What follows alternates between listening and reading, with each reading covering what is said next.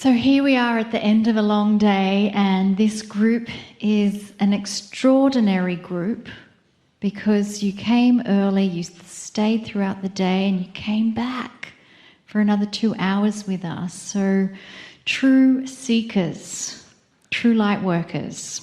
And this intimate group, we are lighting a match for the planet right now. And boy, does it need it, right? So with that, I invite you to close your eyes and use this moment to return to the essence of your soul, the essence of your eternal soul. It's a flame that never goes out, a continual burning of light, the place where we can recharge our cellular structure when we give intent to connect with that essence of our soul. Where is it that your energy comes from? Where is it that the healing comes from? Where is it that the love emanates from? There is nowhere, because it is both inside and outside. It is that essence of your soul that exists everywhere and nowhere at the same time. And so the invitation is to let all the busyness of the thoughts in your mind dissolve away into the nothingness of the eternal soul. And from this place of the burning eternal flame, let us welcome in the final message from Kryon for this day. Greetings, dear ones. I am Kryon of Magnetic Service. Questions have always been asked about the awareness of Spirit, of the Creator. And what I mean by that is how much we know about you. And sometimes it's asked in a fearful way, like we would know too much. I would like to tell you, we know every soul here, every soul here. In other words, we know the essence of you. We know the love that you were born within of the creative source. It may be interesting for you to think about that. We know everything you've been through. Those guides that you have that we've talked about even today, the ones who come in with you, in such an esoteric way that we can't even describe it. Since they're not physical and they're not really energy, they're something else. Something that hasn't even been studied yet. Something entirely spiritual. You might say they're in every piece and part of your DNA, and yet they stand aside as well. You might say that they're a field around you, waiting to help. That doesn't help you much, because you think in 4 dimensions, very logical. But they're there, and so are we. You are never alone. And I said that to my partner. This will be the slogan, if you wish to have something that is marketing on this entity called Kryon, which is not an entity at all. It's an energy of love. You are unique, each one. You come into this planet, you have biological differences. When you're raised, you have things implanted into you which then become your subconscious, which then you have to work with. Some positive, some not. And it makes you who you are. What you believe, how you believe, and how much you think about what you can do. You're born into a very modern culture with a very old way of treating humanity. How many of you can stand up and say, I have a lot of self-worth? And the answer is not that many. Or if you do, it's not really true. We can tell. We know. We know what you've been through, what you've been told. We know that you fight a battle if you were to stand up and state that to anybody, in a group especially, because you've been told to cool it a little. Because people will think that you're a little too much or perhaps a little too egotistical. And yet there are those of you here who are giants of majesty in love. In this room. We know you. And you don't talk loud. And you don't talk much. But you love humans. All of them. And you've learned some things this lifetime, before that. We have 3 shamans in this group. We have a whole number of spiritual leaders, some on organized religion in the past. We have 3 nuns, not now, but in the past life. I think you know who you are. This is who is in this group. The chances are very high that this is not the first lifetime when you're discovering a spiritual overview that leads you into questioning yourself. How big really am I in the eyes of God? And the answer is enormous. I want you to know that. I want you to know that if you could really pull away the veil, that whoever you are, whatever age you are, whatever you think about yourself, we see you as one of the brightest lights that could be on the planet. Because we know that which you are learning and that which you are applying to everyday life.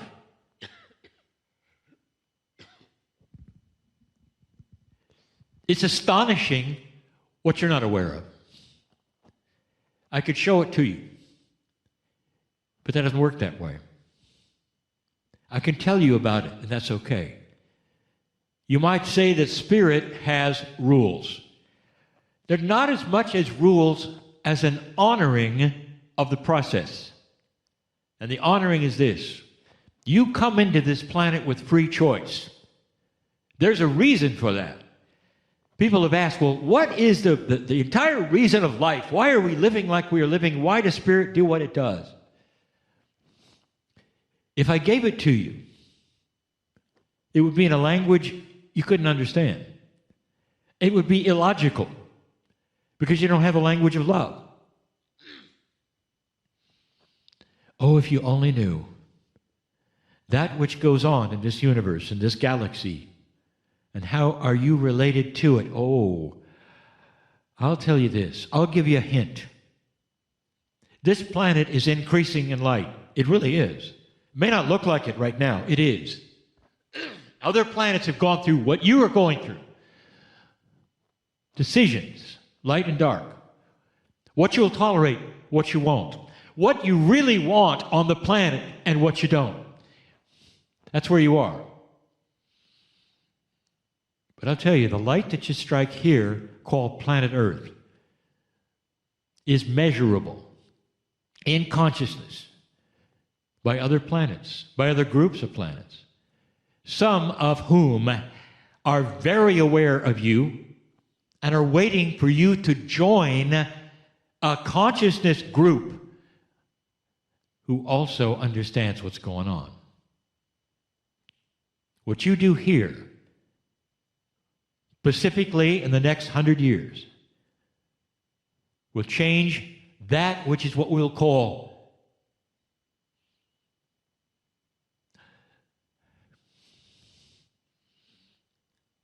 the light quotient of the galaxy. The more planets that go into that which is awareness changes the galactic framework, if you want to say. I'm trying to give you words that don't make sense because the language of spirit is not human. But love is. All this to say, you're really important. All of you. What happens here, what happens to you, what happens next to you, and what happens eventually with those around you. Yes, I'm speaking of other planets. They've always been there. Do you really think that this is the only planet that developed life? Honestly, you really think that? When everywhere your scientists look in the galaxy, you have the same elements with the same processes. What are the chances in trillions of planets that one or two might have this happen? And the answer is it wasn't one or two. It was thousands have had this happen, called life. You always want to make them look strange and different and monstrous. What if most of them looked like you? Would that shock you? That the same process happened there as here, and it had a little push or a tweak like you did. That perhaps your DNA is not necessarily that of Earth. What if I told you that? That's getting a little too strange, perhaps. All in love. There is something else going on. It's big, and you're part of it. Can't you feel it? Old soul, can't you feel it? There are processes you have yet to discover that are wonderful and beautiful and will be seen, acknowledged, tested, and proven that have to do with your DNA. You have no clue. Medical experts, professionals, don't want to test the things that I'll tell you about. What if I told you that the energy of love and compassion affects your DNA? Your DNA, actually, the chemistry of your DNA has antennas on it. That's the best receptors on it. That's the best I can give you that you will understand. And that's not accurate. But let's say that you can visualize that and you can see that. And when love comes around and when compassion comes around, it starts to change not just your mind or your consciousness, it goes right into your chemistry and makes a change and gives you opportunities to change your own life, your own chemistry. It starts a process of cascading positive love if you want it to. You might receive it and reject it, not even know it. Because you weren't designed, you would say, in this life to do it, or somebody told you couldn't. The worst one is when you have a spiritual guide who says you're not worthy to talk to God. And that's happened too, hasn't it? But here's the truth. There are those processes within you that respond to esoteric things and start a process within you. Now, my partner alluded to it, but even he doesn't understand it. Perhaps you're here for the first time and you think all of this is nonsense. Give it a couple of years. Because if it's true, it festers. That's the best word I have. It attaches itself as true. Love, compassion, kindness. And you can't get rid of it. And then you have the opportunity to let it grow or not. And if it does, it leads you to examination of yourself, perhaps. Why do I do this? Why do I do that? How can I improve this? How can I be a better human being for those around me? It starts to go in that direction by itself. And you're saying, well, what is that? Is that some psychological process that I'm not aware of? And the answer is, no, it is not. It's a DNA process. What does DNA have to do with how you think? Everything. In 2012, the scientists made an interesting discovery. They discovered what the rest of the human genome did. Once they mapped the human genome, there was this mystery. They only saw 3%. It created the genes. What does the rest do? Over 90. What does it do? everything.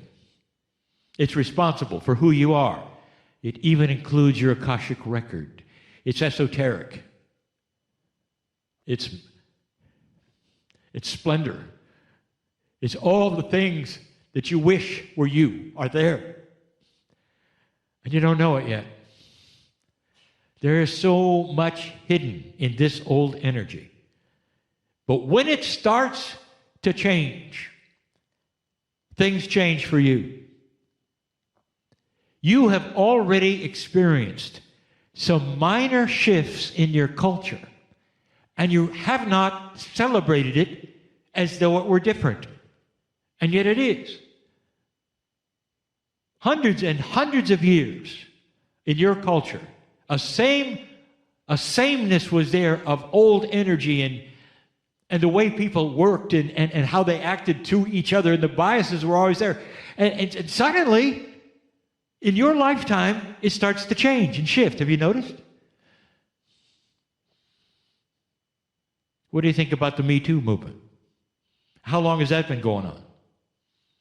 How long? And the answer is your grandfather, your grandfather's grandfather, your grandfather's father's grandfather. It never changed. Oh, but it did in your lifetime. Now, that ought to tell you something. People are starting to care more about each other. They're trying to make bias differently. And you'd say, well, good luck with that, because it's always been a certain way. Yes, it has. Watch it change. The world is starting to decide what it wants. And right now, it has a far higher level than it did when you were born. Did you notice? Did you feel it? Are you aware of it? This is the shift. You're magnificent. That's what love can do.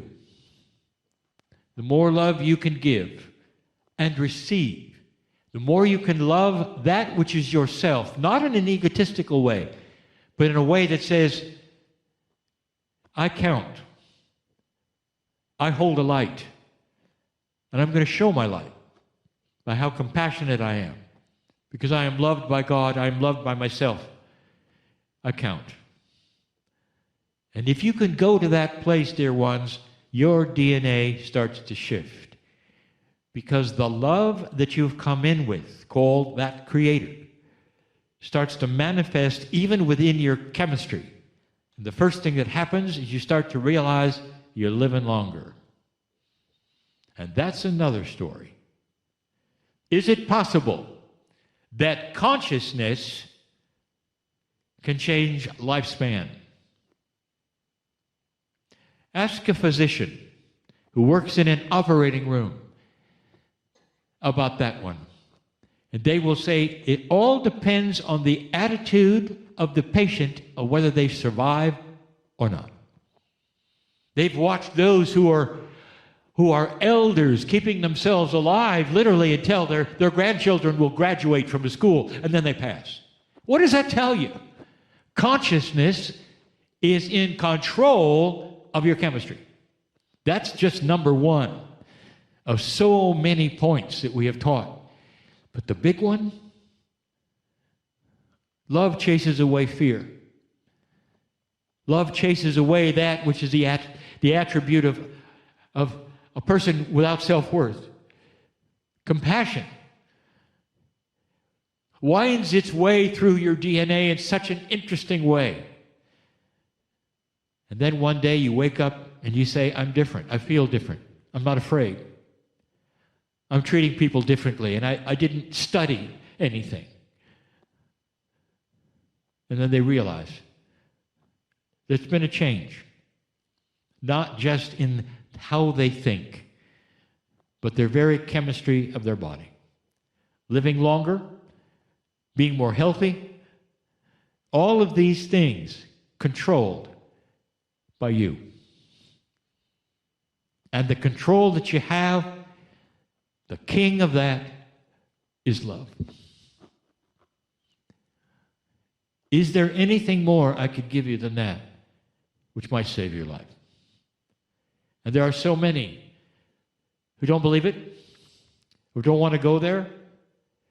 And the guides will just stand next to you, if you want to call it that, and watch you even go into self-destruction. And they won't say a word until you ask, "Dear Spirit, what is it I need to know?" Do you have the courage to ask that tonight? Dear God, Spirit, all around me right now, what is it I need to know? And then be quiet. Instead of asking for this or asking for that or deciding you need this or that, you just let it go. Dear Spirit, tell me what it is right now I need to know. And then in the quietness that follows, your intuition eventually will start to poke certain places, and some of you won't like it. I told you I wanted to know that, but not that one. Don't go there. Get ready for it. But understand that that's pure truth. What is it you need to know? Might hurt. Might not be what you want to know. But believe me, some of these things will save your life.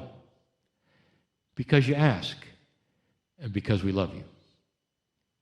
Blessed is the human being who has the courage to believe what they don't know and ask the question with pure intent about what should be theirs to know and what might help them the best right this minute. For these are the ones that are heroes of this age. These are the ones who will carry more light than any other. And there are a few in this room who know exactly what I'm talking about. Heroes in the making. The subject of the day. I could stay and tell you more. But sometimes you'll get into overwhelm. I just want you to know what we've been telling you. There are processes you're not aware of that center around that which you think is an emotion, and it is not. Love is not an emotion. It's a state of mind. It's a being.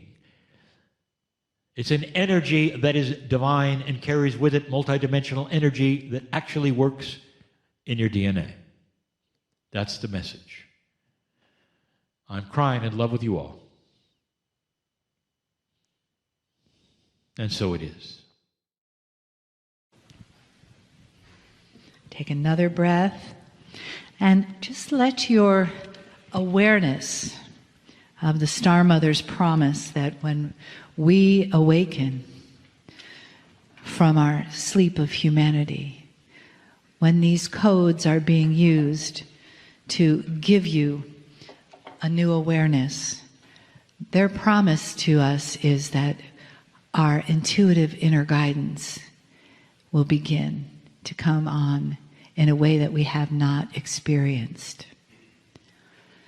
So as you take another breath and settle into that promise and that prophecy of the love from the Star Mothers,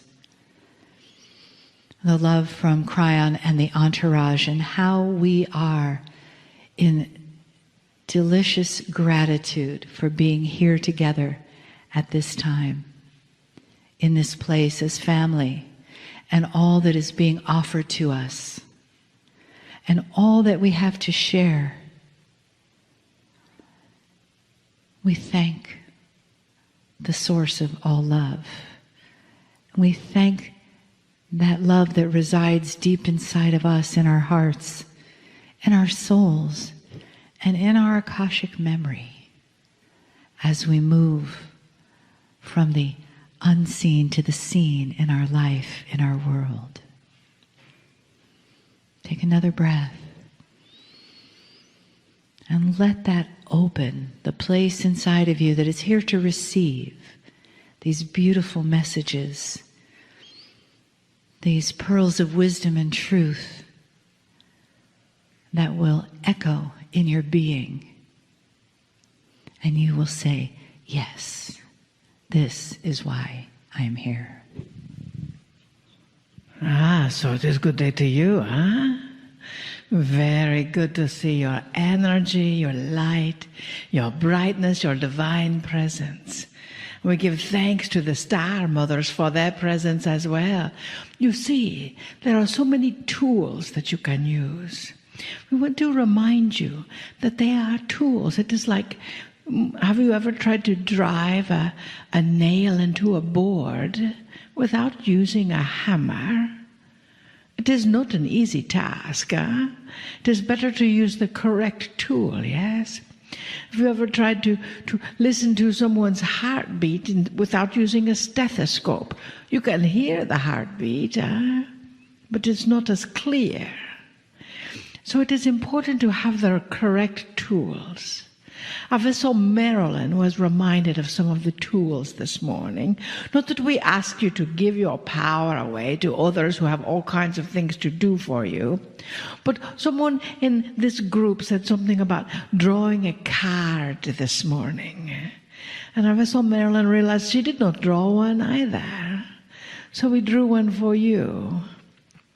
This card is from an app, the miracles of modern technology, that is wisdom of our dearest friend Kryon in the energy as it comes through. And she drew the same card that she picked in the physical deck as she did in the electronic deck. That is why she had to read it to you, because it must mean something. To remind you that your innate, you know what that is, yes? Your innate knows exactly what your body needs.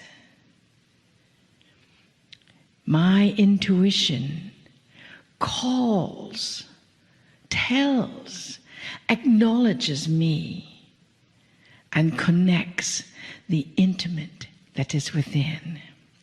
My body celebrates the success of our communication. Not mine necessarily, but ours, as in the collective, And the results are radiant health and vitality. What does it mean to have radiant health and vitality? How many of you would like that?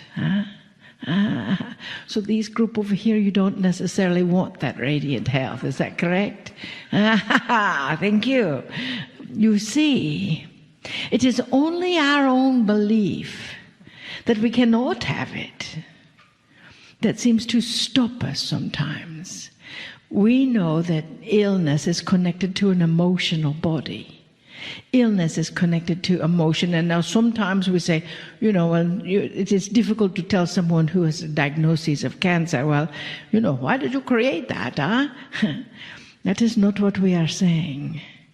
How you respond to that is what we are saying. To have the correct tools in your toolbox, and to know that the correct tools in your toolbox are your innate. They are within you. Your intuition never leaves you. Sometimes you want it to speak as loud as some big actor on the television or on the big movie screen, IMAX size voice. And instead it is the size of a voice that is like the smallest butterfly. But you see, that innate is still there. Take a deep breath.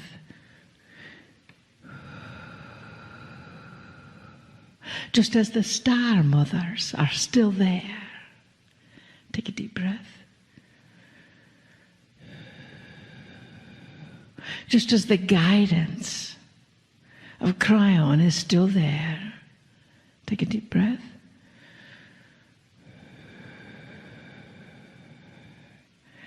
And dearest beings of light, even though it may surprise you, the energy of Adironda is still there. Take a deep breath.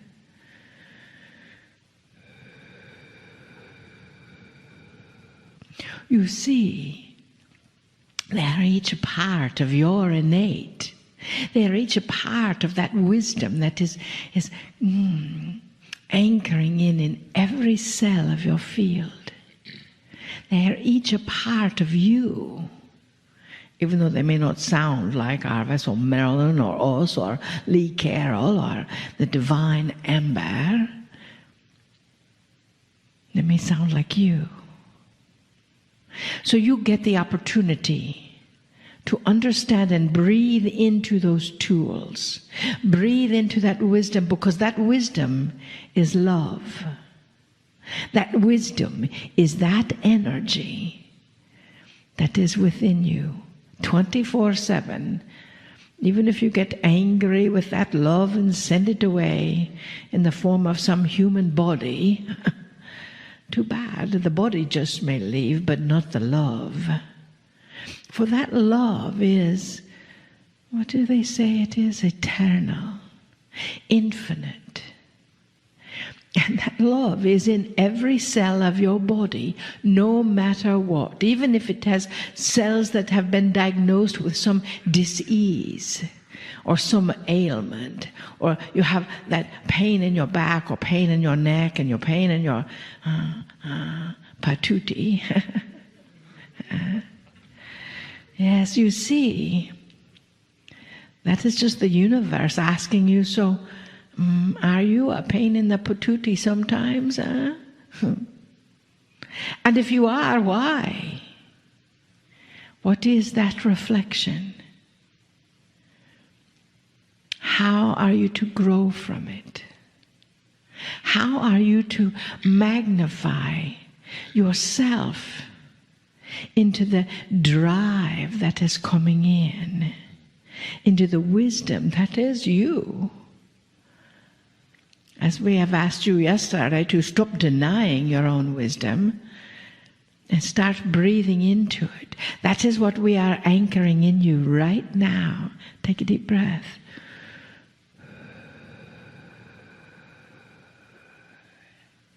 As you say yes. Yes to the wisdom. Yes to the love. Yes to the anchoring of the energy. Dearest beings of light, that are you. You know, when you say to yourself, oh, I've got this pain, this anchor, this blah, blah, blah, blah. Do you know, we've told you many times before, that is your purchase order. Our vessel Marilyn and the Joy says, change your bracelet. Stop complaining about something that you can do something about. Well, stop complaining about everything. Period. Because that complaint is every much a purchase order as, I'm perfect and wonderful and healthy. Now the key is, when you say I'm perfect and wonderful and healthy, your cells get to buy that. And sometimes there's a little voice inside of your head that says, that's not true. How many of you have heard that little voice? Huh? So these three people up here, let's talk to you. So you see, when you hear that little voice that seems to argue with every positive thought you're asking your heart to feel, trust that your heart knows the truth. Breathe. And that little voice, we actually teach you tomorrow, on Monday, how to quiet that little voice and how to channel. But today, let us just turn to that little voice, it is not monkey mind, because we love monkeys. It is your voice, your ego, that says that you cannot.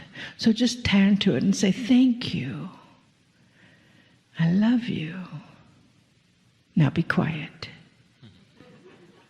Just be quiet. I've got this one. For you see, your ego is a part of you. Our vessel Marilyn keeps asking, but why? And that is how you grow. That is how you evolve. But you are still in charge of it. Your innate. And the innate is much, much, much, much, much, much, much, much. Do you get that much? Larger than your ego. So just love it where it is and ask it to be quiet. So you can acknowledge the perfect divine health that you are, the perfect divine love that you are, the perfect divine radiance that you are. And for that, we are grateful. Just as we are grateful for you and you and you. Now be grateful for yourself, huh? We honor you. And we bid you namaste. Namaste. Greetings, dear ones. I'm Kryon of Magnetic Service. Beautiful message about Aranda. It's about enablement, dear ones. It speaks of what you can do. And you might ask, why is it that channel after channel continues to list these kinds of things as though you didn't know them?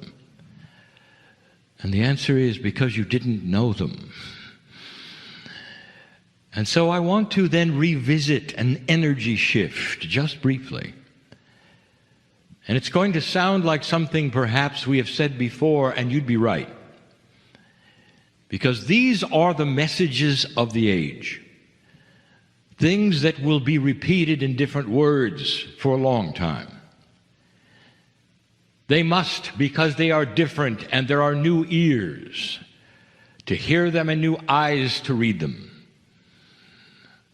And it basically stems from an old versus new paradigm of existence.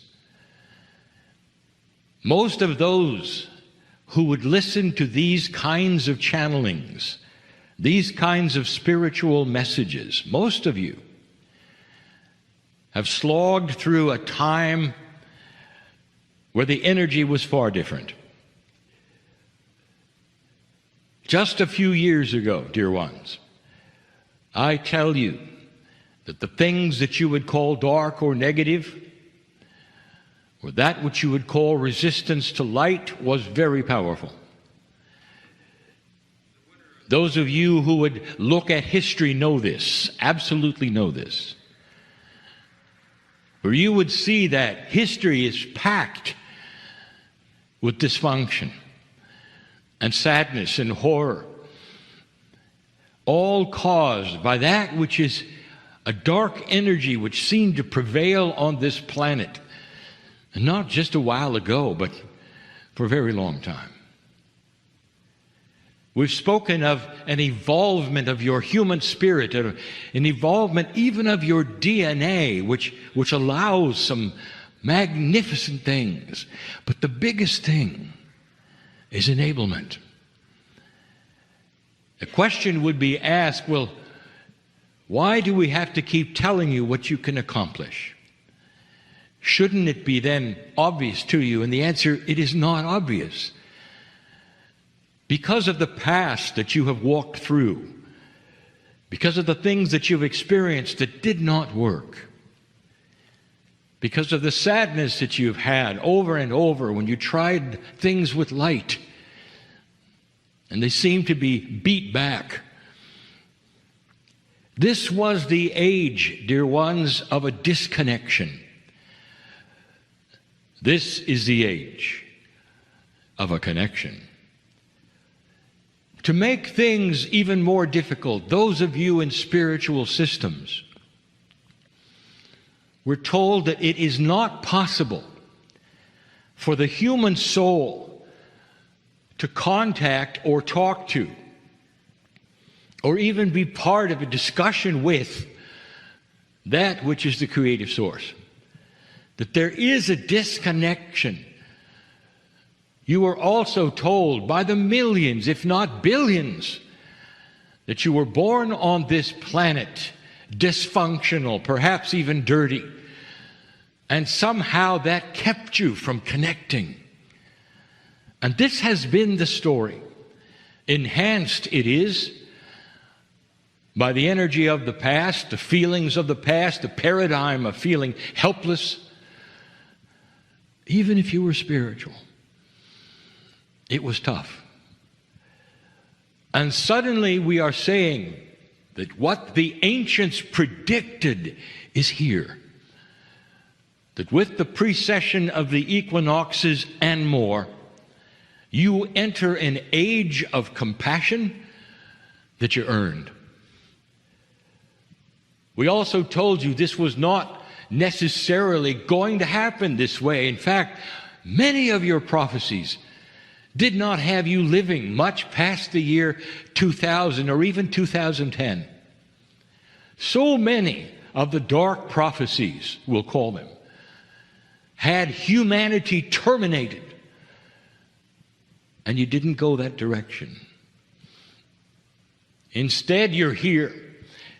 Instead, you're here in a new energy paradigm. And that is what you're not fully aware of or realizing. You'll come to a meeting like this. You'll listen to a channel like this.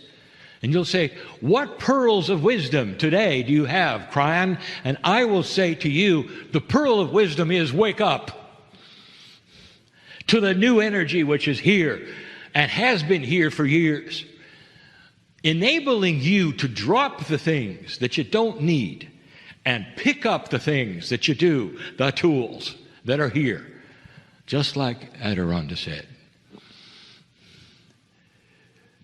And the biggest tool is connection. You are connected. You have the ability of direct communication. You always have. But in this energy, it's so obvious. It ought to be self-evident. You can sit and connect to the Creator itself. That which puts you here, soul by soul. And we say it yet again and again. Doesn't it make sense that the love, the amazing love of God, doesn't it make sense that there would be a system of loving contact with you? Every soul on this planet is actually a piece of the Creator. Hard for you to understand. But in a multidimensional way, it's easy. Things are all connected. The oneness of everything. You are one with the Creator. But even more, your soul belongs to the Creator. And in that, you are entitled to sit and communicate, to stand and communicate, to be one with the Creator, to ask for intuition, to pick up the tools, to change your life, not have somebody you have to go through. You are magnificent, born magnificent. It's time to see that, open that door. That door that's been hidden all of this time by others who would tell you, you can't, you won't, you shouldn't. And suddenly you can see the door shining before you and you open it. And that door will yell at you, new energy, magnificence. This is who you are. This is what's been hiding. And now the wind is at your back. That's the message. It always has been the message. And the reason we keep repeating it, because the past is still with you. What you couldn't do, you carry into this meeting. What you were told is or is not possible was carried into this meeting intact. And yet we have to tell you one more time that there is an enablement happening here that is different from anything, anytime, ever on this planet. This is new. And the only way you're going to believe it is to claim it. A moment ago, Adironda said that what stops you is the belief. If you don't believe it, how are you going to claim it? How is it going to be possible You've got to drop the old paradigm of unworthiness and disbelief. Take a deep breath and say, all the things that I was told are questionable in this energy. Everything I was told is questionable in this energy. And there were those who say, oh, I understand, you're supposed to drop what you were told by others, and now it's time to believe Kryon. I am going to tell you the truth. What I want you to do is believe in yourself. What I want you to do is try these things. Cognize that you can do them. And with your abilities and tools to move forward. How many of you were told that you couldn't change your biology? You catch a disease, it's over. Did you know that that is completely and totally changed? That consciousness, being energy, can actually imbue itself into the cells of your body and speak to the disease and say, you are inappropriate here. And they'll get the message. Did you know you could increase your lifespan? How many of those in charge of your spirituality and the systems told you that? Was that something completely and reserved for the prophet? And you couldn't? Or is it possible the prophet was showing you what you could do all of this time? That's the door you open. That's enablement. That's your magnificence. That's the message. That's the message we're going to continue even into later today. The wind is at your back in a way that never has been. God knows who you are in a way that's connected to you as never before. You ought to think of these things. I'm not here for you to believe me. I'm here for you to take the information and experiment with it and try it. And what you take away will be your discovery in your words and your energy. And that's the way it must be for things to change on this planet. Not humans believing in still another doctrine, but humans believing in themselves. There's more. And so it is. Hi, everybody. Thanks for watching this. I wanted to tell you this is a little time sensitive. I invite you to close your eyes and take a while to settle into your body, breathing into your belly, slowing the rhythm of your breathing.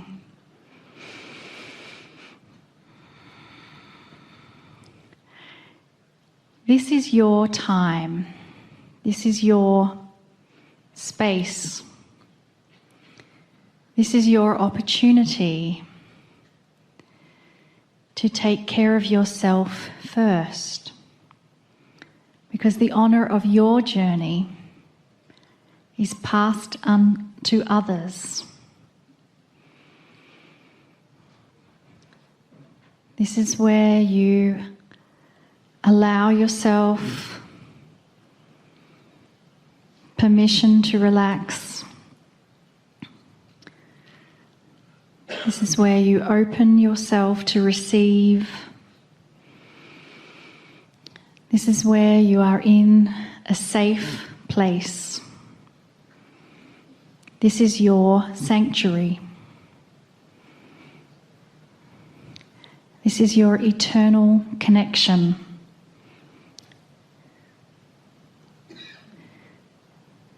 This is a place where you embrace all the elements of the soul. This is where you share the moment with your higher self. You share the moment with your guides and your angels. You share the moment with your ancestors. You share the moment with Gaia and all the beautiful sentience Gaia has. the beautiful animals on the planet, the plants, even the whales and dolphins share in this moment. The elementals of Gaia share in this moment. All the richness of your Akash share this moment. Innate, the smart body, shares this space with you in this moment. Innate always has its antenna raised, listening for your instructions, for your intent. It is sharing this space with you. The crystalline grid absorbs the energy of this moment, and you will leave an imprint of this experience that will forever remain on the planet. And your soul, that peace that is always with you, is ready for you to come a little closer. So Kryon, we are ready to come a little closer. Greetings, dear ones. I am Kryon. Come a little closer. This is the second time we have presented a circle of 12 in front of those who would sit in an audience before us. This enhances the entire experience because there is a cognization, you might say, of a togetherness. You've learned to call that a coherence of consciousness. What that means is there are many here that know one another, even slightly, sitting next to each other, even slightly, that enhance the one next to them to make this experience even more real. And that brings up the subject that this particular meditation is not a meditation. It is an exercise of reality shift. It is a real exercise. It is something that exists, an invitation to change dimensionality, even if for a while.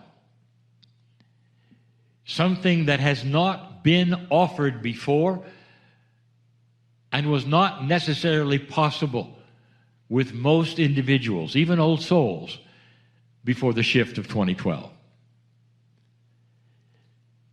My partner speaks of new energy on this planet, and there indeed is. It is an expected energy. It is an enabling energy.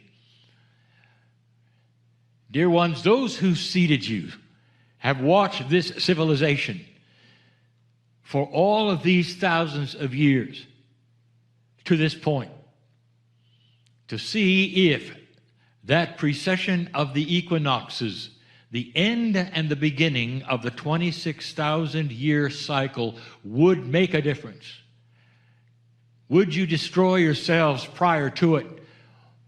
Or would there be something that would keep you from doing that, where you would then go right into that shift and be ready for a new kind of energy, a new awareness, as this planet spins through new areas of space that also will enhance it. All of this to say, you are here at this point in time in 2021. And that says something. You made it. I'll tell you something else, old soul, as you sit in front of me. There are many who understand that there is indeed some form of planning session before you get here. It's a profound one, especially the one you went through, all of you. Hard to imagine that you went through a session that might have put you on the planet with the parents you have, with the conditions you went through. But indeed, most of you did this willingly because this would be the time through the shift that might make the difference on the planet. Here's why we love you so much. When you were looking at the planet, when you came, there was no guarantee that you would make it through the shift. There was no guarantee that World War III wouldn't happen. You have always been on the cusp of war, always. This planet has been through as many world wars as it could possibly go through with the technology that it had to create a world at war. Before then, it was countries at war singularly with countries, and before that, it was tribes with tribes, but there was always war. Look around. You might say war was the staple of human nature. And when you stood at the wind of birth, about ready to come into this planet, that was what was pending. That was the future. Your scriptures read that you might not make it past the year 2000, that something would happen, that it would be the end, perhaps, of earth as you know it. And there were so many who believed that. And as you stood there in that planning session, there was the idea you might come into this planet and be incinerated by yet another final war. And you looked around, and what you knew with the others is this: if enough of us come back, if enough of us say yes and go in with the light we have and what we know might happen, the shift can go without a war. How many of you have put this together? Those listening to this particular channel even later, how many of you put that together?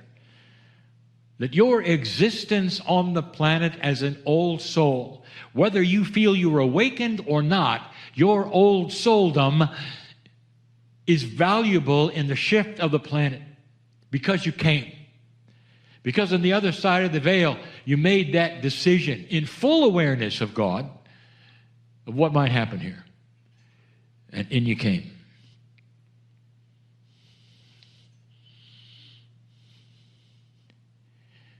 What an energy that sits before me.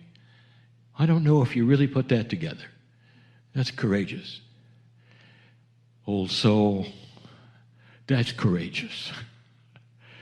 And because you did it, and because there were so many who did it, there was no World War III. In fact, there was the beginning of the opposite. Against all odds, at détente, against all odds, shifts were going on that would bring you to a place where certain systems of government fell over and fell down that would have fed the World War III and did not. And it all came to a close and an end at a stop. And you did not go into that, which was the horror that was predicted by almost everyone. That was you. And so the shift begins. And in this shift, there is now an accelerated energy of discovery. That's the best I can give you. For you now to have the ability to go beyond almost any spiritual attribute that has existed on this planet. Because a planet of war and horror is not where you're going to find enlightened civilizations. A planet of horror and war does not lend itself even to small groups going into what you can go into today, which is an accelerated attitude, dimension, self-introspection, and a move where you can go beyond the veil. That's what we do now. I told my partner those months ago, build an exercise of reality so people can go into the unimaginable reality of their own soul. Unimaginable because they had never been there, not on a regular basis, not voluntarily. It was difficult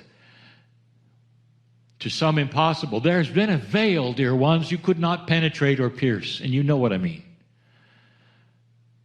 Seemingly even the highest of the gurus could reach a point where they might be in the veil and pull back energies that seemed to be magic, but they couldn't go through it. To go through it, they assumed would be death. And now I tell you the real story. The veil separates the 3 dimensions from the multi-dimensions of your soul. You have lived in the linear part, which is the human part, all of these years, and some of you have done such a wonderful job of holding the light, even in darkness. You've done such a good job of holding the light, even in fear.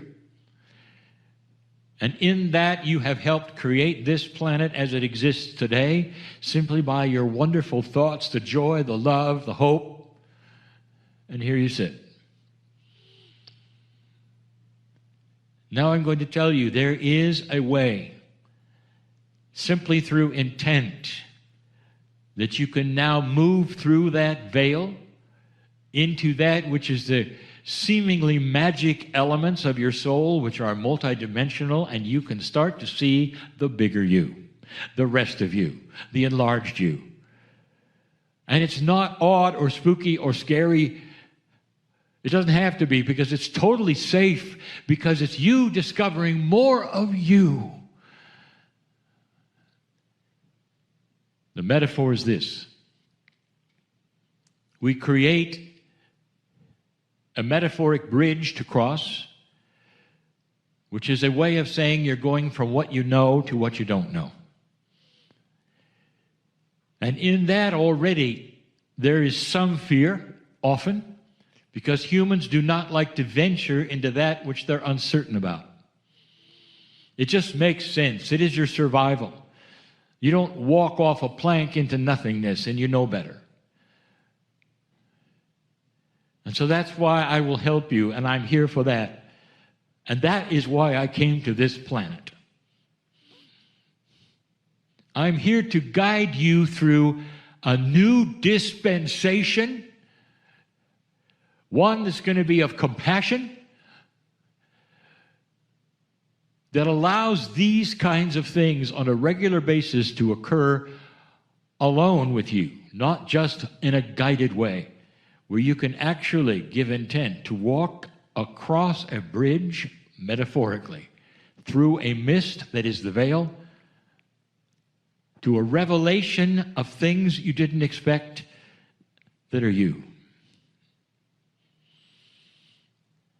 So I'm going to invite you to do that with me.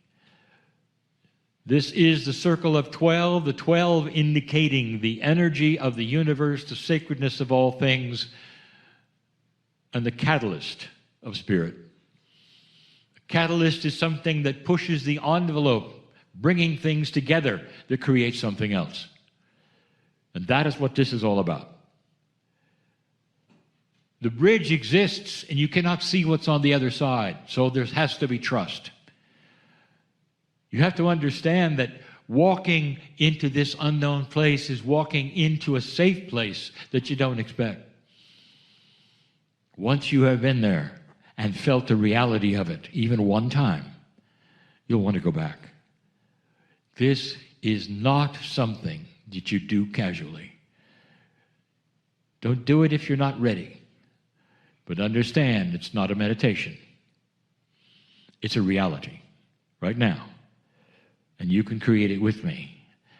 I want you to take my hand and let's cross the bridge together.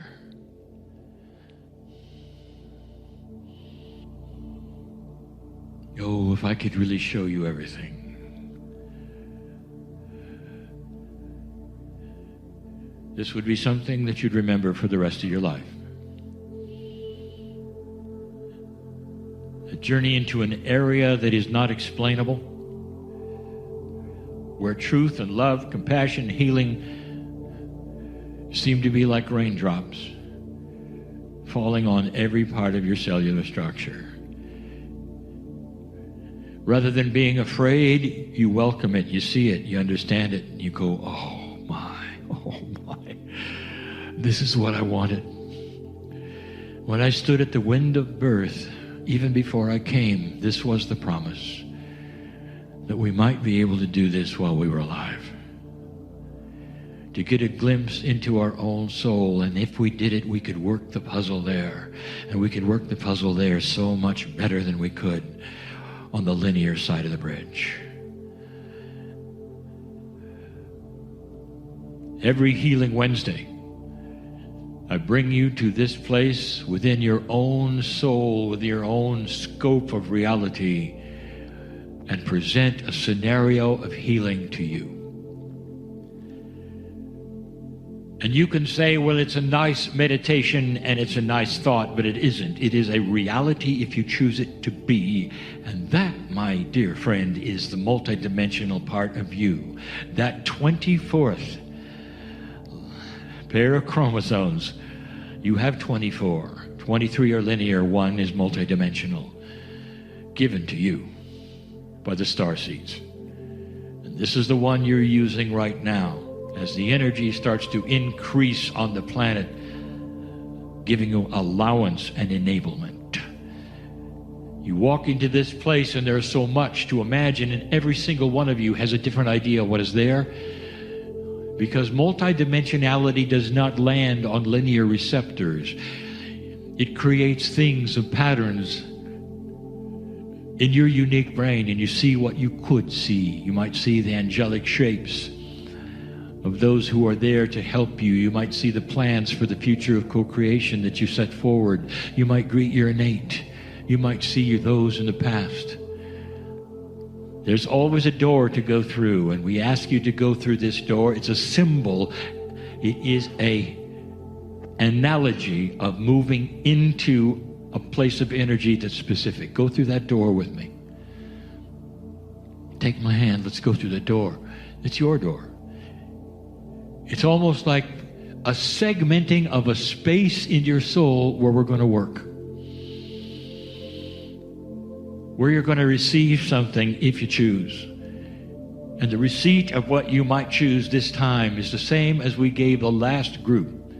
It's that profound. We want you to have it. Through that door, if you'll allow it, there is a visualization of a theater in the round. Sometimes it's enormous, sometimes it's small. It doesn't matter today. A theater in the round where an audience sits all the way around it, and there is a sunken stage. So you must go down into the audience and up onto the stage. Another metaphor.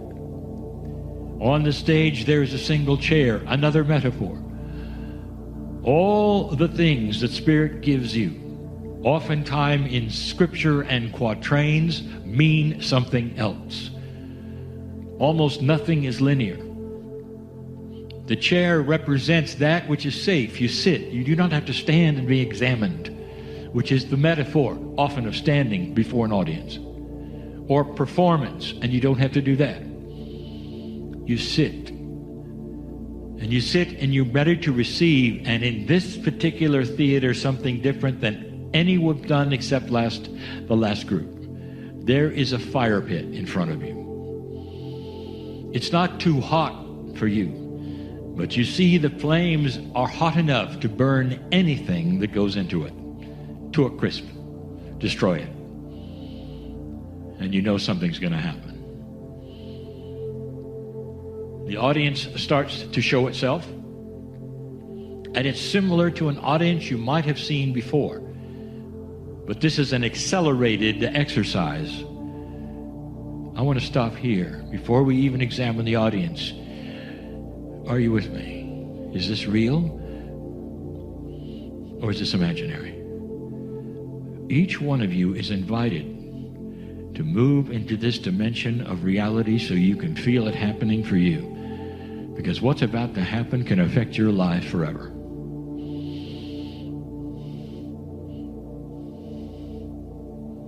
The audience starts to show itself. There could be a few, there could be hundreds. But you start to recognize them in an odd way. Very odd. because every single one in the audience is part of your Akash. They are all you. Every single one of them is you in a past life. You look closely. Some of them are ancient and old, and some of them are no more than 3 months old. How can that be, you say? What has happened there? That is where you had an agreement to come in and die early, to put your parents in a place where they found spirit and could touch the face of God because they were in such sorrow they had no other option. And you pushed the light of the planet because of that sacrifice to come and die early. That's a past life. Many of you didn't even have a name yet. That's you. That's what old souls have gone through. Those are the programs that you set for yourself. All the genders are there. You've been both male, you've been both female. And you look around and you start to see them. And your Akash starts to ring with the truth of this exercise. Every single one in the chair here today has a past life record. It's real. And every single one of you today can be with me right now in this, not an exercise truly, but a reality shift, and understand that they're now looking at you. It's a meeting of the yous with yous, all of you meeting all of you. Only this one is different, because all that has gone by, all of the past lives, all of those with other names which are you, with one soul today where you are, all of them have one thing in common. They look at you as they say, you made it. Of all of the lives we've had, you are the one who chose to go through the shift. And everything all of us together have ever done has to been moving toward this moment. And what happens next, dear ones, could only happen in this energy. Are you ready? Every single one of those people that you have been, humans, everyone, including the child, including the one who's 3 months old, all of them have something for you. There's a package that they've wrapped up. And one by one, they're going to come onto the stage in front of you and give them your old name, who they are, when they lived. And they're going to take that package and they're going to make an announcement and toss it into the fire. And it starts, and you start to see what's going to happen. One from the longest time ago will come forward and say, I was your first life. And it impacted you greatly because of the things that happened that carried on to the next life and the next life, because I was the first of the Akash. Some of which you still have today. And some of it stinks, they'll say, because some of it is odd and old, and some of it is not good to look at, and some of it is sorrowful. And they'll say, it's all in this package that I give to you today, and in the fire it goes, and it burns to a crisp. And they say it's no longer part of your karma. And they bow and they move on. And one by one they come up. And the packages, you don't even recognize some of them, but they tell you all about them. This was the sorrow you went through in war. This is you on the battlefield dying in the dirt. Something you will never have to carry with you or remember, ever, because I have it in this package. I've carried it for you. You've carried it. We've carried it. And now it goes into the fire and it's gone. You will never have to experience that as long as you're a human being on the planet. It will not be carried in your psyche or your subconscious. One by one. Even somehow that little 3-month-old human being who shouldn't be able to walk comes up and speaks and says, this is the sacrifice that you made, only here for a little while. It's in this package. And whatever it caused in your karmic attitude, in any of that which is your Akash today, it's gone. Oh, and then there are the diseases. There's the genealogy that you had, perhaps, that your sister had and your mother had. There it is in the package. Dissolved, gone. One by one, one by one. How long is that going to take?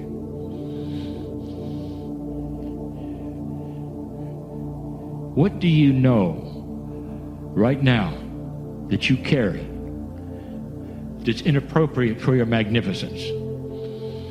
I want you to think about it. What are you afraid of? What's the deepest seated fear? What is it you won't do? I want you to see it wrapped in one package of one of those souls.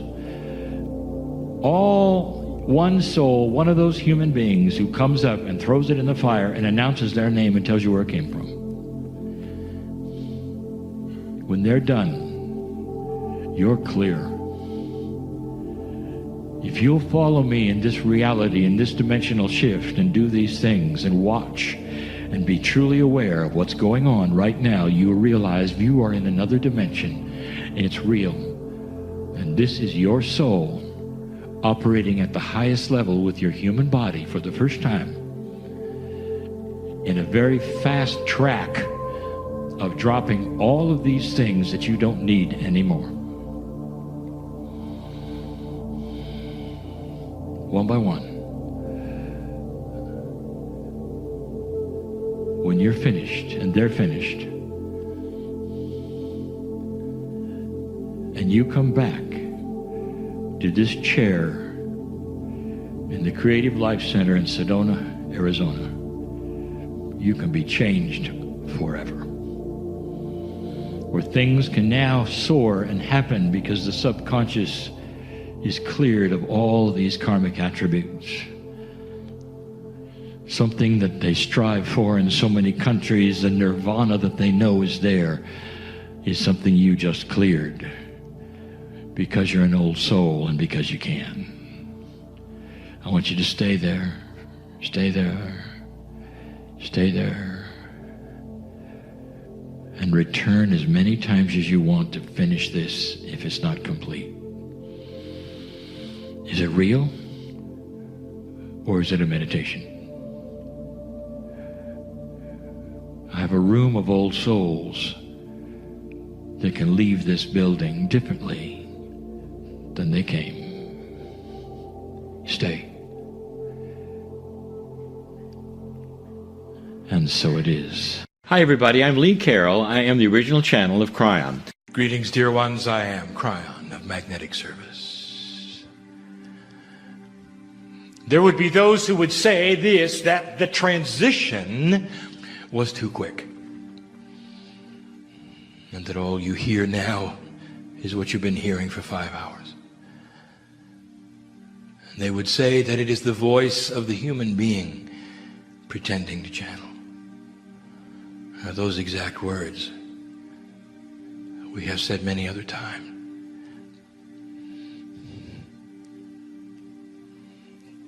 It is those who can see and feel the energy and will know that in this place there is a change, and that the communication is real.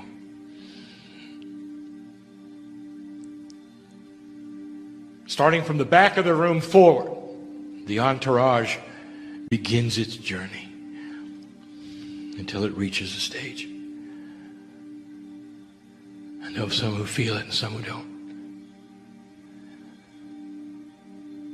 And we say this as we've been said before, if you are one who is here in disbelief, this is not a time to convince you.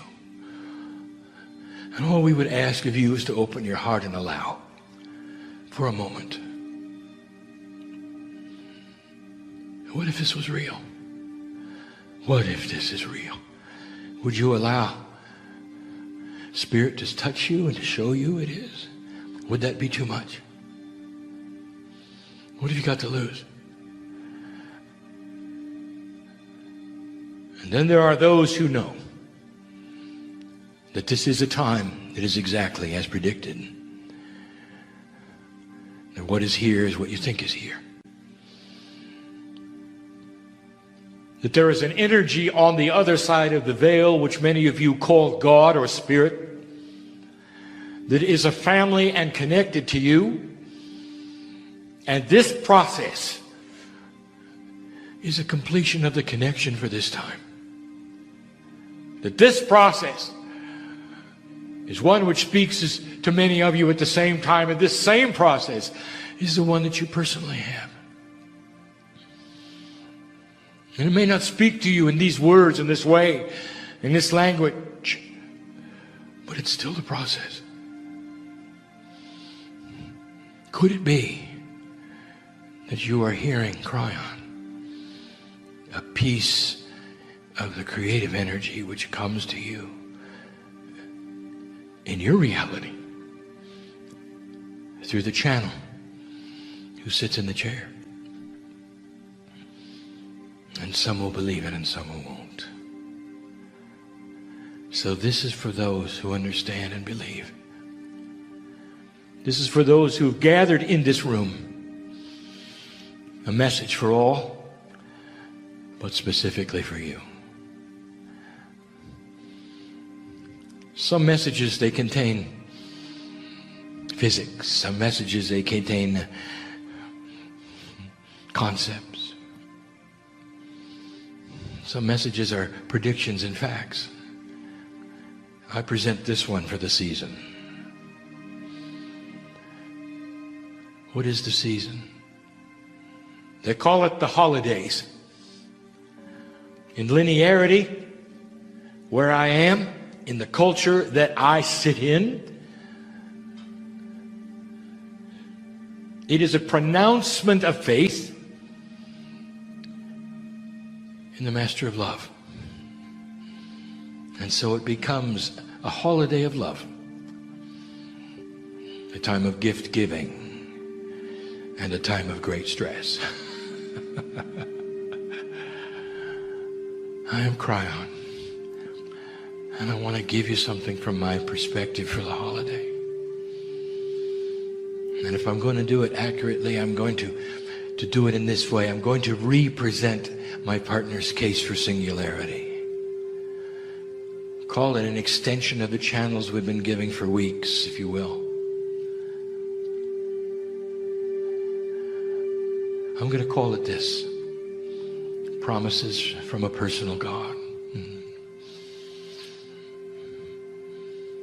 Oh, human being, there's such a singularity in the way you think. It is your bias. It is the way you are.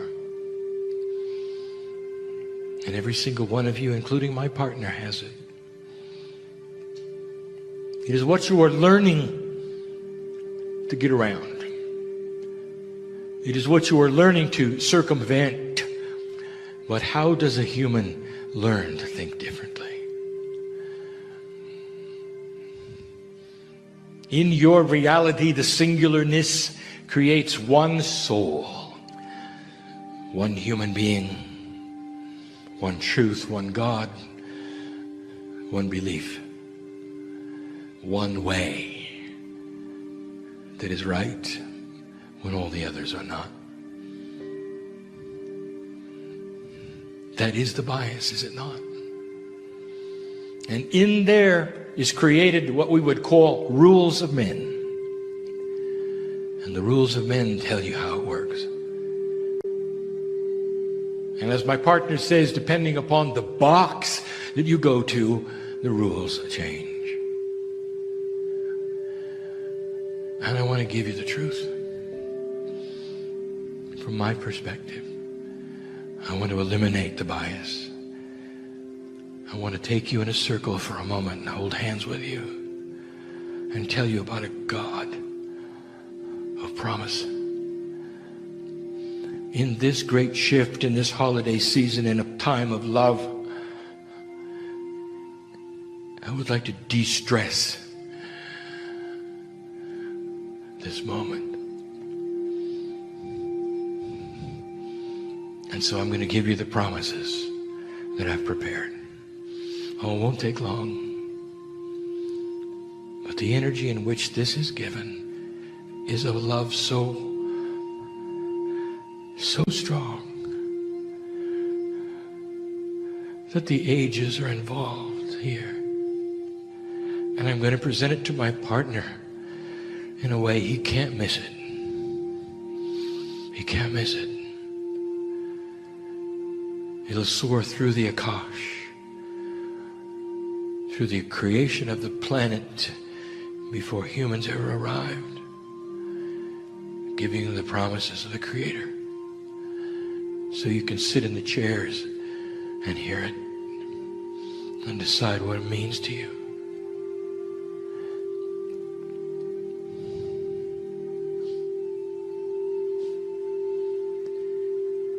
Promise number one. It's not going to sound like a promise. This is a quantum attribute. It doesn't sound like a promise. It sounds like a statement. It's a promise. And here is the basis of all basis. Truth is love. Now that's a quantum statement for you, for all of that is fraught with pregnant potential for misunderstanding. Truth means so many things to so many people. Love means so many things to so many people. Think of this. The truth of God, the truth of life, the truth of all doctrines on the planet, the truth of the facts is love. And it is the love that God has for humanity and the love that humanity has back for God. This is the cycle which cannot be diminished with intellect. This is the cycle and the truth that cannot be broken. For it's not a straight line, it's a circle, and it always will be. This is discovery. Truth is love. And you can build around it all the paradigms you wish of how things work. You can create steps around it if you choose. You can make doctrines around it if you choose. You can make it your own and exclusive to you if you choose. But you can't break the circle. And you cannot dismiss the intuition of humanity. And that's promise number one. Truth is love. A promise that will never, ever change. If you could surround one word that's an action word around that, I'll give it to you. It's discovery. Can you discover it? Out of the intellect, how do I touch the face of God? What are the processes? There are none.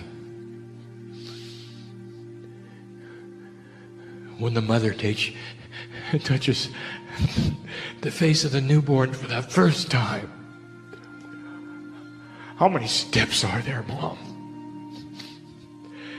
How many books did you have to read, Mom?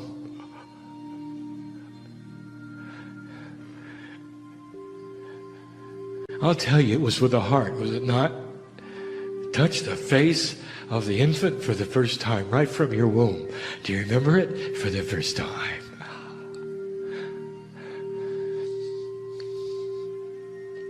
That's a promise, you see.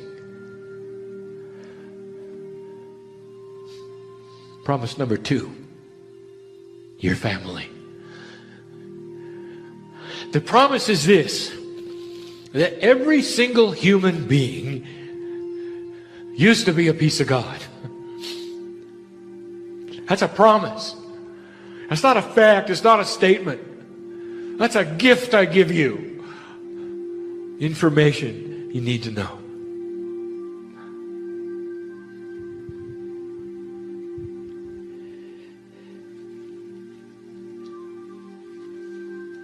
The family of God is bigger than you think.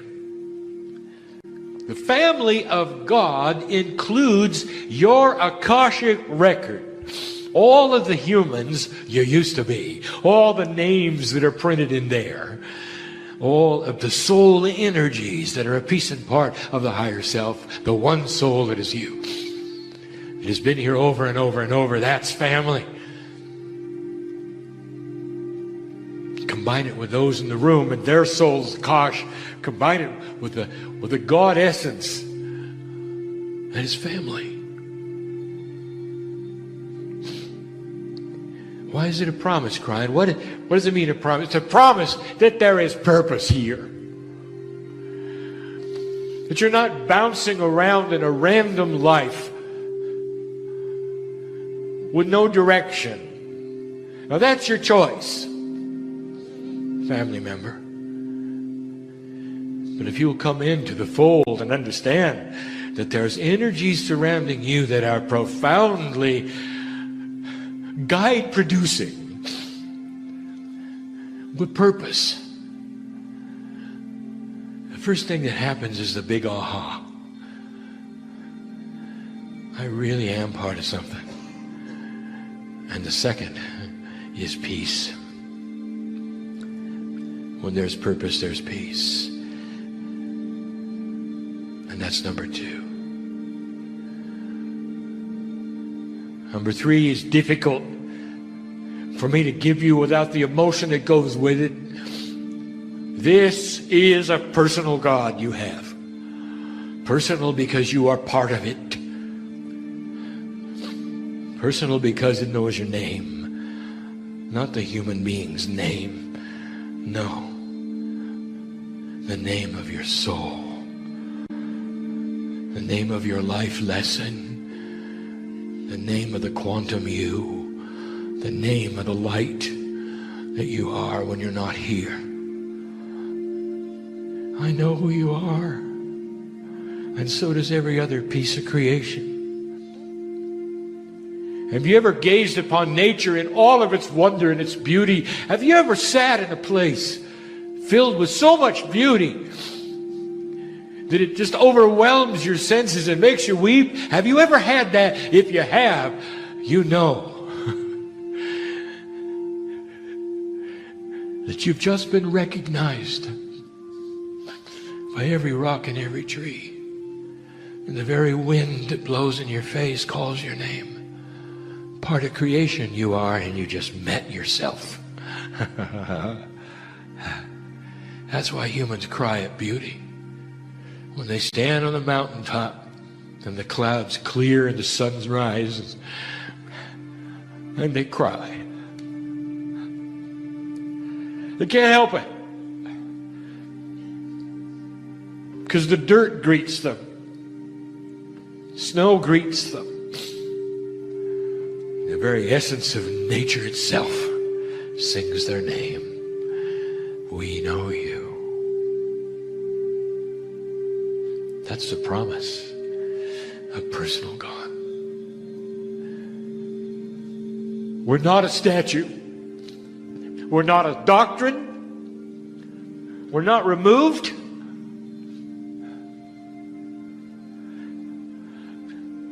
We're not even in the sky.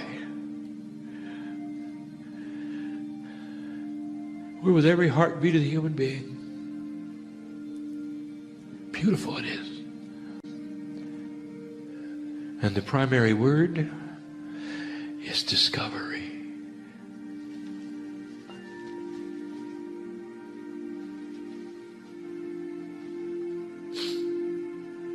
Number 4, we care. Why should God care for human beings? God is so big. Humans are so small. God created the universe. How small must a human being be? How big is your higher self? You have no idea. It is a universal presence that has a name, an identity, and it's not singular. Human being, I cannot tell you, because you cannot fathom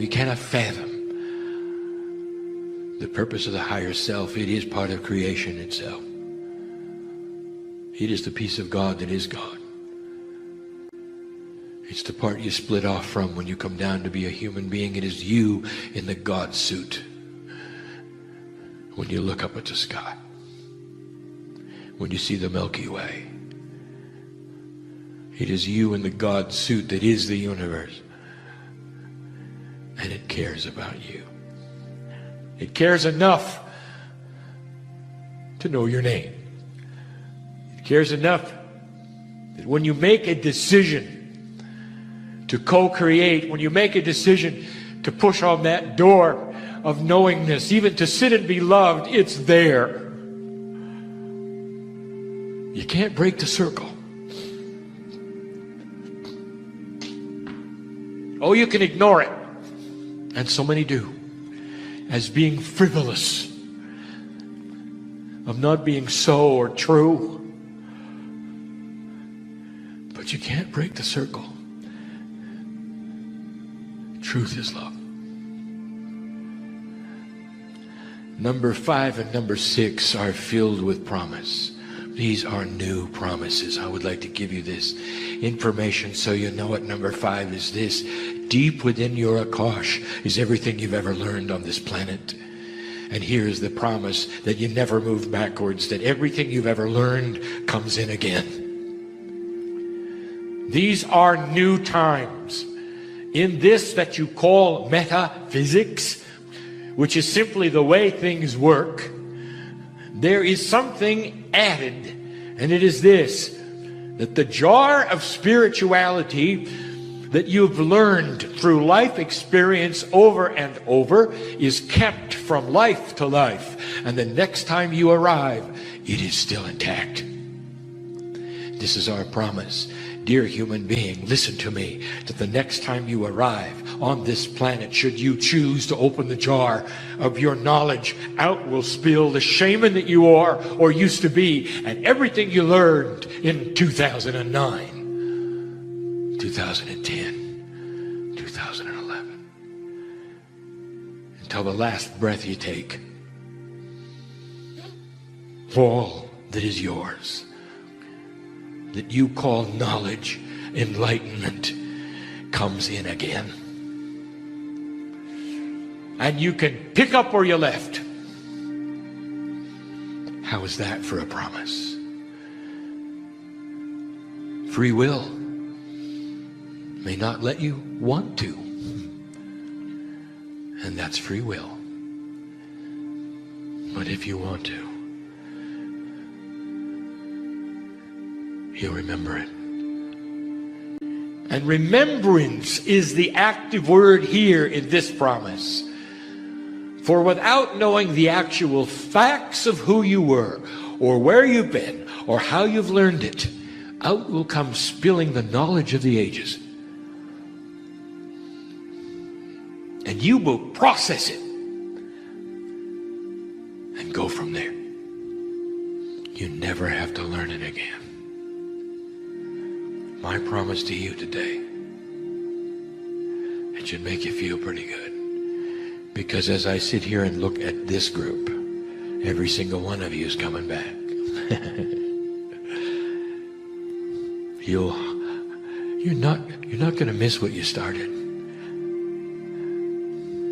You're not going to miss what you started.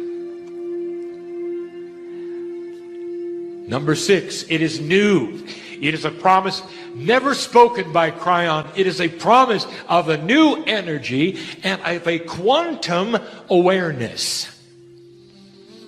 And here it is. Be careful, my partner, how you state this. For let it ring with the truth that is there, and also with the power of the Akashic quantum mind. Humans are becoming more quantum. There is an interface with the Akash going on that I have been talking about now for years. And in these months, I have asked you to mine the Akash. That is to go and pick up those attributes which are yours, which you've earned in what you call past lives, which we call current life energy, that it literally is part of the soup of who you are. Here is something new. You have a consciousness now, a desire, a passion. And with this comes Akashic choice. For the first time, I am telling you now that you can choose now certain attributes of the Akash when you return. What you have thought of in the past as randomness of the gender that you're going to be, where you're going to live, and more. I'm going to tell you, you have control of it. And with repeated, cautious intent to cement this fully into your dynamic quantumness, you can physically choose what's going to happen the next time around. Listen to me. Are you allied with a partner? And you cannot conceive of being without them? Listen to me. What did I tell you was truth? It's love. Perhaps you're in love so deeply with the one you're with, or going to be with, or have been with. And you want to relive it. You don't want it to stop in this lifetime, and you would love to have it continue the next time around. Perhaps you've lost somebody. Well, you haven't. You have the ability of claiming this Akash. It's a promise. It is new. Even with partnership. And with their permission, and they'll give it to you, the two of you can cement an agreement to meet again and to continue the love affair.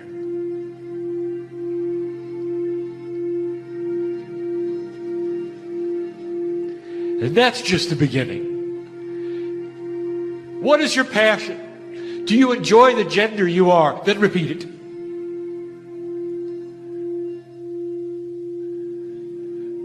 Do you like the talents you have? Would you like them to be enhanced? Then claim it. It is the first time we have ever given this information to you. This is power. This is power of a quantum thinker. To look inside the Akash and arrange it for the next time.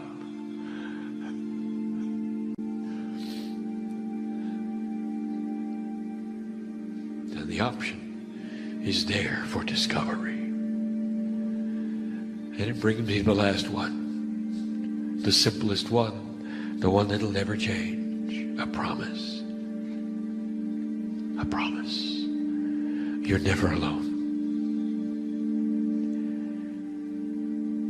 Stated in the first channel, Kryon ever gave, over 20 years ago, in private to my partner. These are the words that he heard. I am Kryon of magnetic service, and you are never alone. Because you're not singular. In 3 dimensions, the mirror says you are. If you had a multi-D mirror, you'd see the truth. Pieces and parts of you surround you, guides and helpers, angels. Whatever you call angels, whatever you think they are, they're not even singular. You can't give them names. Go ahead. If it makes you feel good, put skin and wings on them. Put a halo on them, give them a name. That's not who they are. Oh, it's bigger than that. And they're not singular either. And you're never alone. In your darkest moment, you're never alone. I want you to remember this. In your last breath. Right before the light comes on. In your last breath. So that there is no fear. As you meet the family. And you discover everything I have said today is accurate and true. And the operative word is remembrance and love. This is the holiday message. It's a holiday message for everyone, not just to celebrate this holiday.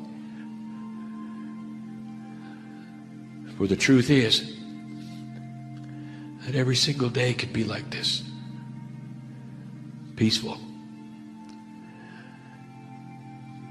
whole, wise,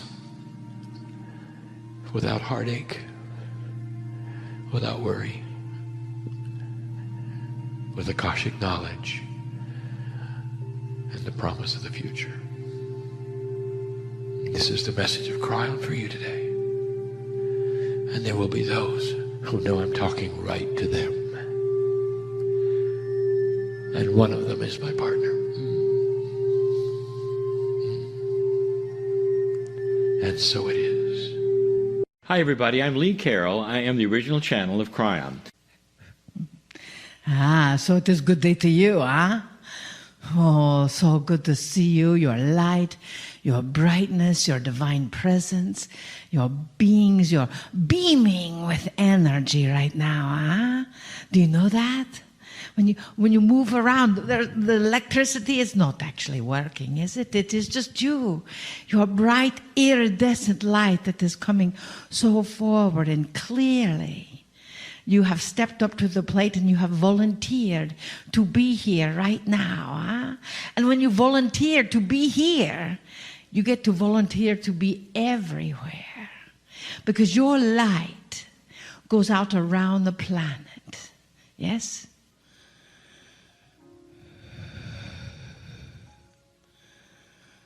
Dearly beloveds, everything is changing. As it did 2,000 years ago. The world shifted. And as it shifted, many came into power. Many were afraid. We are thankful that you are rid of your fear.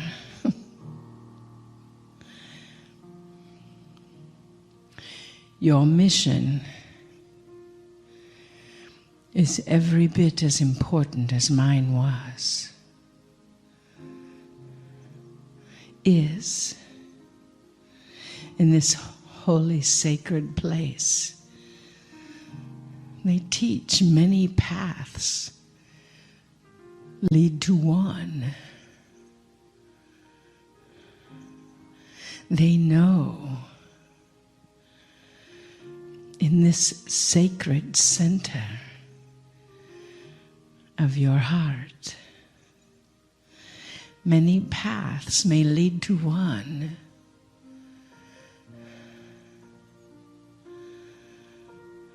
But you're the one that were chosen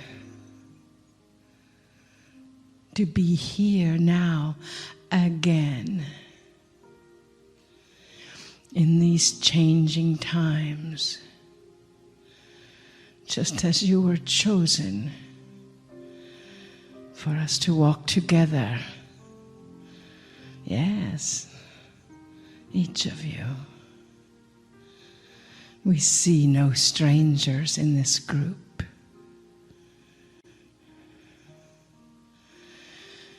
It is good to see you again.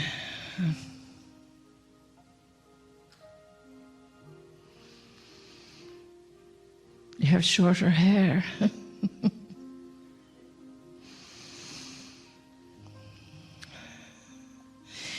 That mission of bringing love and compassion to this planet again, I implore you.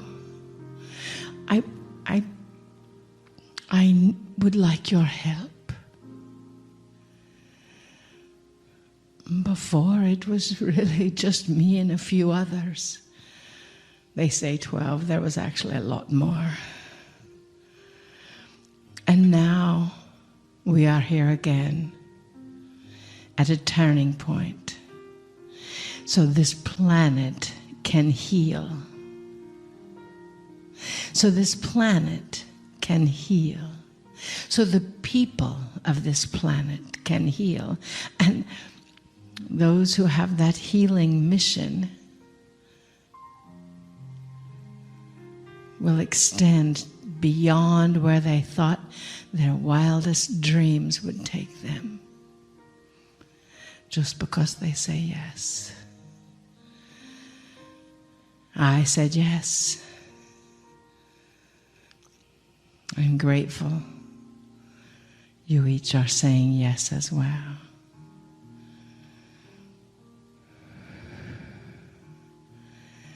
We love you deeply. We see you as I am in your hearts.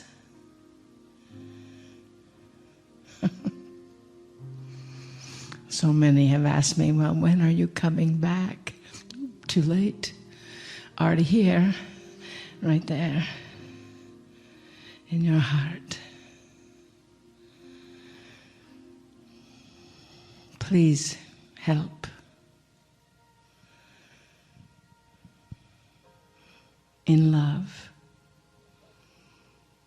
Kadosh, Kadosh, Kadosh, Adonai Savaot. Kadosh, Kadosh, Kadosh, Adonai Savaot. Kadosh, Kadosh, Kadosh, Adonai Savaot. Namaste.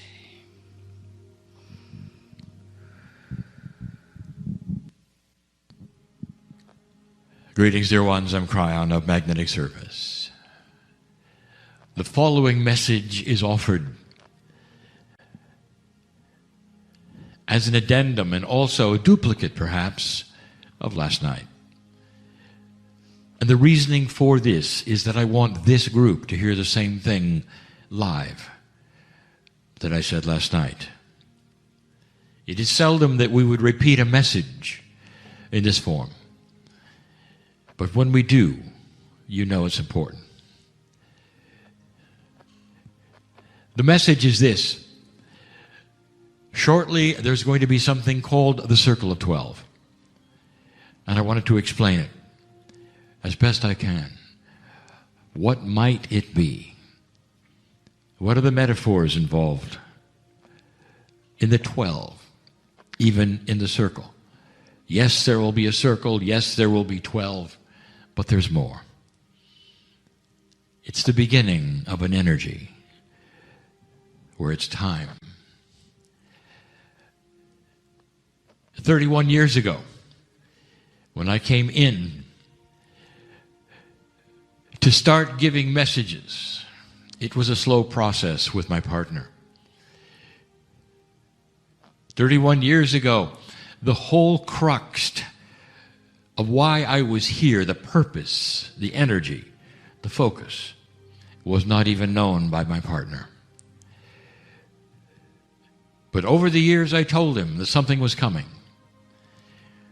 The first book that was ever written, The Channels, the first channel ever given in the book, talked about the fact that the time was changing from all of your prophecies, that there would be no Armageddon, that the ball was starting to roll towards something else. And that something else became the prophecy of the ages, that humanity would sail past a time when it was predicted for its demise. You went past the year 2000 right into 2012. And dear ones, I'll tell you that none of your scriptures had you doing that. None of them. Even though words from Nostradamus told you that you wouldn't make it.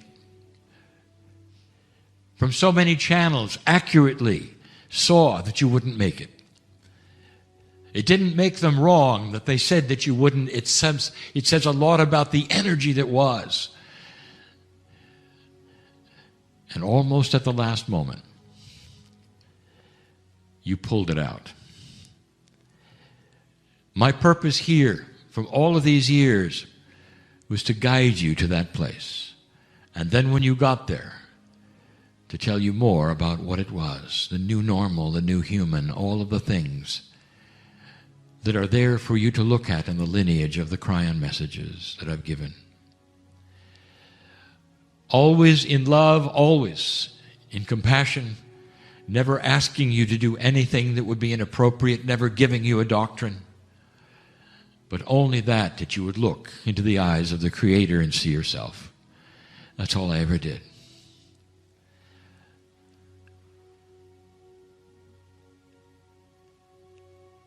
This won't change from that.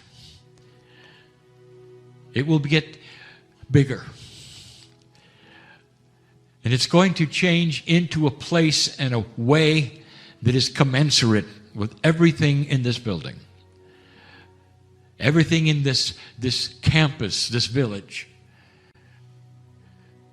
Because I gave my partner instructions that he's going to start changing what he does, adding unto the messages of the shift, but going to a place that he didn't expect.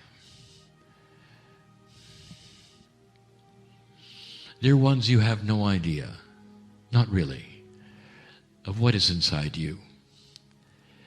If you were a child of the Creator, what might be there? Past 3D. What might be there that you've never been told you could do?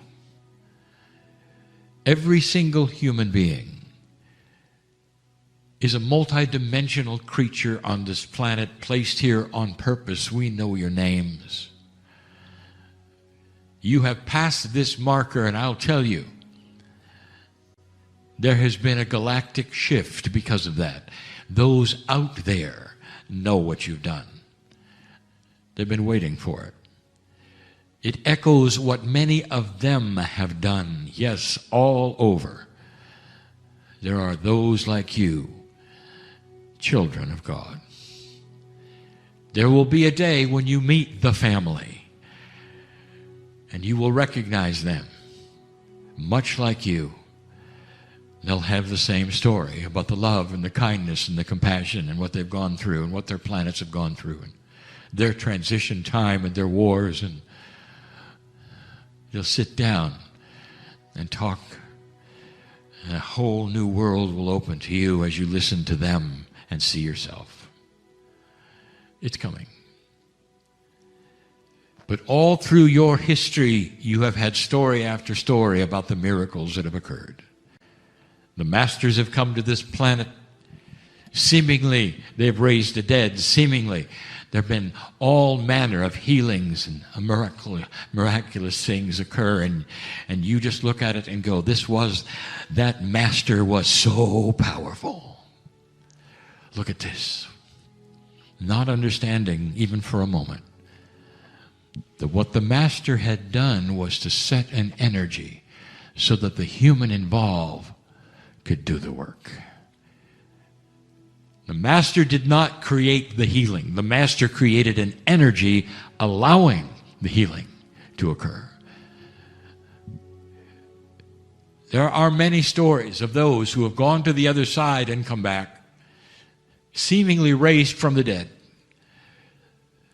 This is also that which is your ability to come back from the brink of darkness, even after the pronouncement of death. Because you have this, dear ones, always have. Choice, soul choice, soul choice. It's not the choice of the ancestors, it's the choice of you. You have always had this spark, and you can call it whatever you want to. It's never been named because it's always been assigned to those that seem to be more important than you. You didn't even recognize it was you, but it always has been.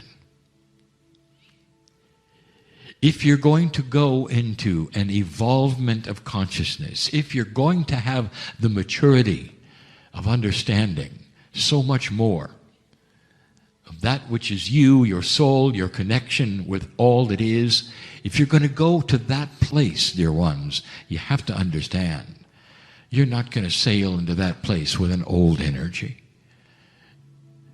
You're not just going to have the same old next to you. there's going to be new energies that must be developed and will be developed, awarenesses that never were there.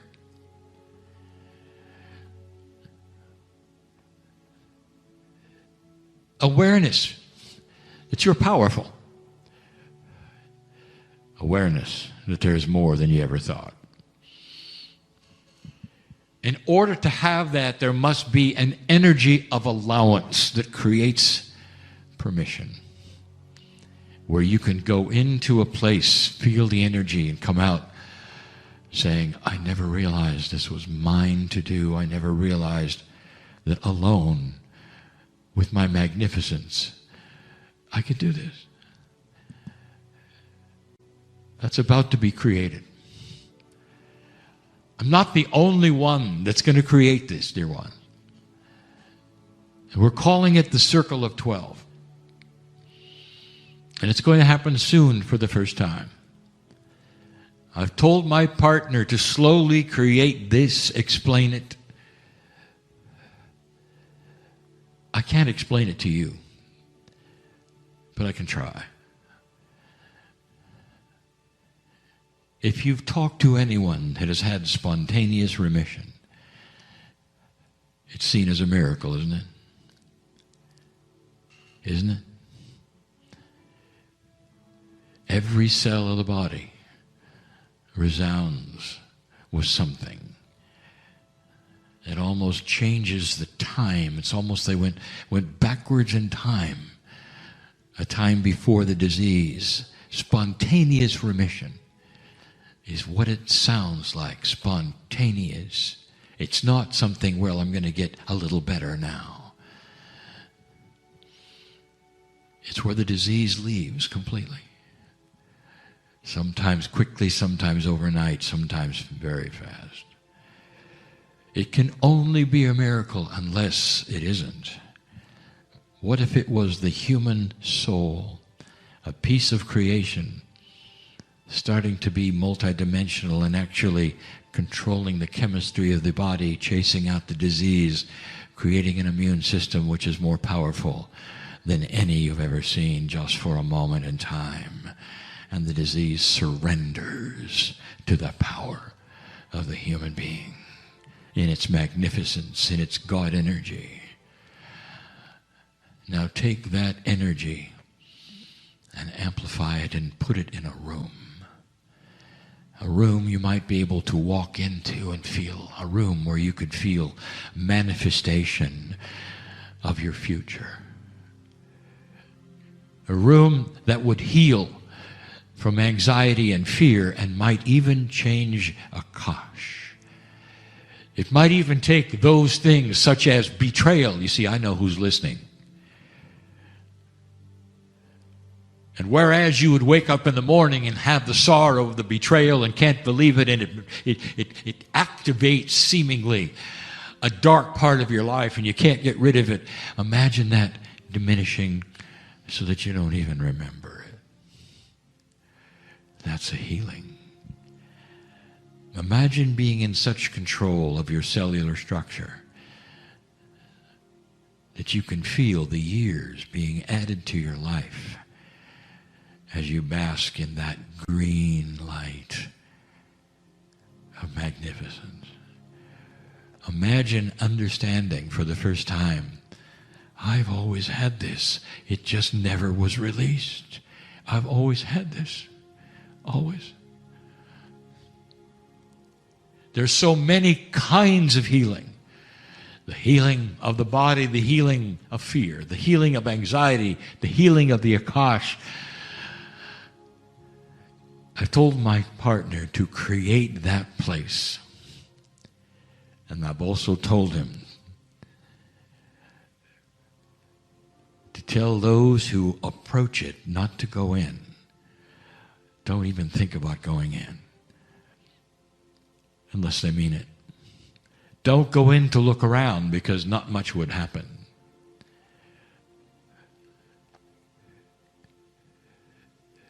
That's how strong it is. I've told my partner to create this every single week in a way that many can experience it. I've told my partner to give away 25% of every meeting free and let the rest fund the whole system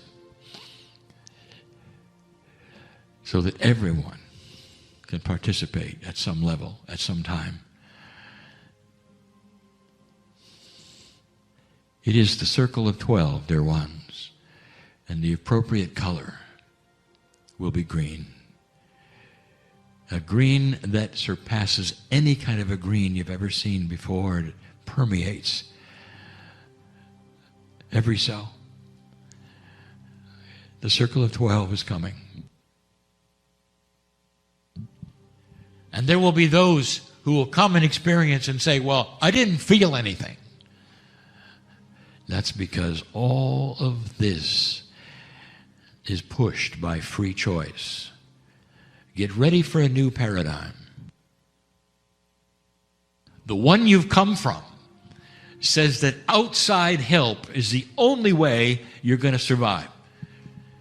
And so you go to the buildings and you report and you kneel and you pray and you do this and you do that and you call for help, help, help, expecting simply that lowly human you're told you are to receive something from the sky, not understanding that you own the sky. Not understanding it's always been there, always been there. Miracles don't come from outside sources, dear ones. They come from inside. And that's the message, isn't it? My partner will prepare to do this. And I will guide him through it. And it will be new to him. Creating this kind of energy, trying to explain it, and guiding those into it. In a multidimensionality, every single soul is everywhere at the same time. And that means all of this can be done from a distance, and yet you're there. That is the premise of having a multidimensionality as a reality. And you know it works. Not too far from here. The tower exists as a symbol for silent unity. And for over 100 years, they have created international, intergalactic, multidimensional energy of prayer. And they know that it goes everywhere all at once, way past the earth. It's like a beacon that can be seen by so many because it is divinely inspired and it features human beings aware of what prayer can do. An energy of intent and compassion and kindness that starts to bathe in that light of magnificent healing. And that's why it's been so successful. You don't need to come to the tower or kneel in order to receive that which they will broadcast as your helping hand. And they will tell you that what prayer does is not an offering to the sky or to the Creator. It's not a plea. It's not begging. It's an energy that goes right to the human being in trouble and says, you are magnificent. Stand up and be healed. That is the circle of 12. I wanted to tell you what it is so you would know, and those listening so they would know. And so there would be no mistake of the intent of what is to come. It is time for these kinds of changes. I won't be the only one. There will be others offering the same. This is what I wanted to tell you in this day, in this moment, in this time. Take this place in your heart when you leave. your prayers make a difference. Pray for this place and those who run it, for those who are volunteering in it, and for the incredible lineage to continue and to continue. And so it is.